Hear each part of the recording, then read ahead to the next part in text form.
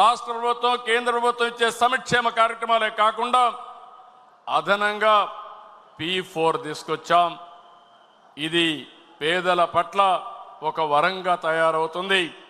ప్రజల్ని ఒక క్యాపిటల్గా పెట్టుకుని ప్రైవేట్ పబ్లిక్ పీపుల్ పార్ట్నర్షిప్తో జీరో పావర్టీ చేయాలని, ఆ తర్వాత శాశ్వతంగా పేదరికాన్ని నిర్మూలించాలని మనం ముందుకు పోతున్నాం. ఇది కాకుండా ఇంకొక పక్కన చూస్తే స్త్రీ శక్తి, ఇది గేమ్ చేంజర్. ఆస్తిలో సమాన హక్కు ఇచ్చింది ఎన్టీఆర్. ఆ తర్వాత డాక్రా మహిళల్ని పెట్టింది నేను. 33% ఉద్యోగాల్లో కాలేజ్ సీట్లో రిజర్వేషన్లు పెట్టింది మనం.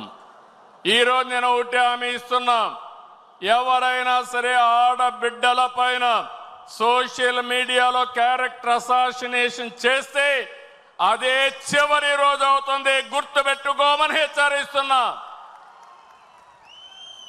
ఇలాంటి కఠినమైన నిర్ణయాలు తీసుకుంటాం. ఆడబిడ్డలకు న్యాయం చేస్తాం. ఈ సంవత్సరం 1,00,000 మంది డాక్రా సంఘాల్ని పారిశ్రామికవేత్తలు చేయాలనే కార్యక్రమం పెట్టుకున్నాం. 22 మందికి ఎమ్మెల్యే సీట్లు ఇస్తే 20 మంది గెలిచారు. ఈ రేషియోలో చూస్తే ఎంతమంది ఎమ్మెల్యేలుగా మహిళలకు ఇస్తే, ఎంపీలుగా ఇస్తే తప్పకుండా ఎక్కువ గెలిచే అవకాశాలు ఉన్నాయి. దీన్ని కూడా ప్రారంభిస్తామని చెప్పి కూడా మీకు తెలియజేస్తున్నా.